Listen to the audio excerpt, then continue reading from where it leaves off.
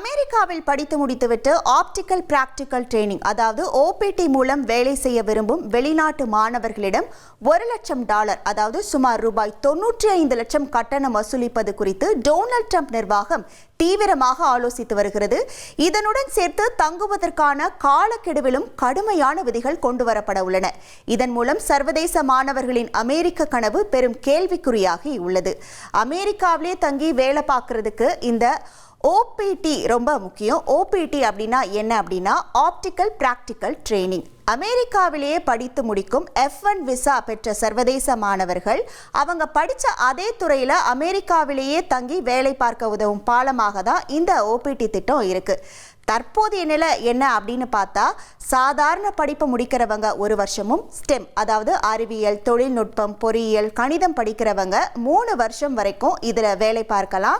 இதுதான் அப்புறமா H1B விசாவுக்கு மாற ரொம்ப உதவியாக இருந்துட்டு இருக்கு. இந்த ஓபிடி வேலை பார்க்க போகிறதுக்கே $1,00,000 கட்டணம் வைக்க போகிறதா சொல்கிறாங்க. இதனை யார் கட்டுறது அப்படின்னு பார்த்தா ஸ்டூடெண்ட்ஸ் கட்டணுமா இல்லை வேலைக்கு எடுக்கிற கம்பெனி கட்டணுமா அப்படின்னு இன்னும் தெளிவாக சொல்லலை. இது இப்போதைக்கு டிபார்ட்மெண்ட் ஆஃப் ஹோம்லேண்ட் செக்யூரிட்டியில் ஒரு ஐடியாவாக தான் ஓடிக்கிட்டு இருக்கு. இன்னும் ஃபைனல் பண்ணலை. இதனால் என்ன பெரிய பிரச்சனை அப்படின்னு சொல்லி பார்த்தா நம்ம ஊரில் இருந்து லட்சக்கணக்கில் கோடிக்கணக்கில் செலவு பண்ணி தான் பசங்களை அமெரிக்கா படிக்க அனுப்புகிறோம். படித்து முடித்ததும் இந்த ஓபிடி மூலமாக வேலை செஞ்சு தான் அந்த பணத்தை கொஞ்சம் கொஞ்சமாக சம்பாதிச்சு எடுக்க முடியும். ஒருவேளை இந்த 95 லட்சம் கட்டணத்தை கம்பெனி கட்டணும் அப்படின்னு வந்தால் கம்பெனிக்காரங்க நம்ம ஊர் மாணவர்களை வேலைக்கு எடுக்கிறத விட்டுட்டு அமெரிக்காக்காரங்களையே வேலைக்கு எடுத்துட்டு போயிடுவாங்க. ஒருவேளை மாணவர்களே கட்டணும் அப்படின்னா யாருமே அந்த அளவுக்கு பணம் கட்ட முடியாது. அடுத்து மாணவர்களுக்கு மற்றொரு பெரிய விதி ஒன்று விதிச்சிருக்காங்க. அதாவது 4 ஆண்டு காலக்கெடு கொடுத்துருக்காங்க. பாரம்பரியமாக அமெரிக்காவில் டியூரேஷன் ஆஃப் ஸ்டேட்டஸ்னு ஒரு ரூல் இருந்துட்டு வருது. அதாவது நீங்கள் பாட்டுக்கு ஒழுங்காக படிச்சுட்டு இருந்தால் எவ்வளோ வருஷம் வேணுனாலும் அங்கே இருக்கலாம்.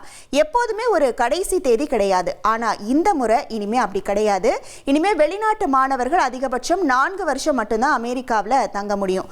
உங்கள் படிப்பு, ஆராய்ச்சி அல்லது PhD முடிக்க 4 வருஷத்துக்கு மேலே ஆச்சு அப்படின்னா அதுக்குள்ள DHS கிட்ட கேட்டு விசாவை நீட்டிக்கணும்.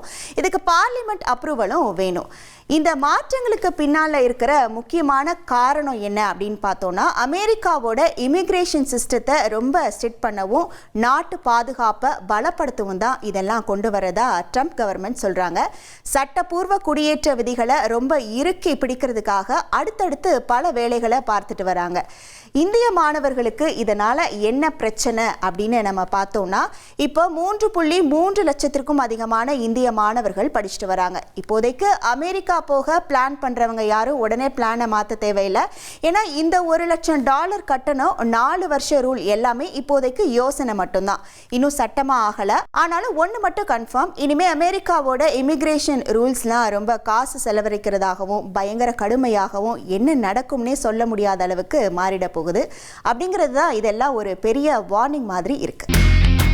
இனி செல்லும் இடமெல்லாம் செய்தி. தந்தி டிவியின் வாட்ஸ்அப் சேனலை ஃபாலோ பண்ணினா செல்ல இருக்கும் இடமெல்லாம் செய்தி. இதோ QR கோட் இப்பவே ஸ்கேன் பண்ணுங்க, ஃபாலோ பண்ணுங்க.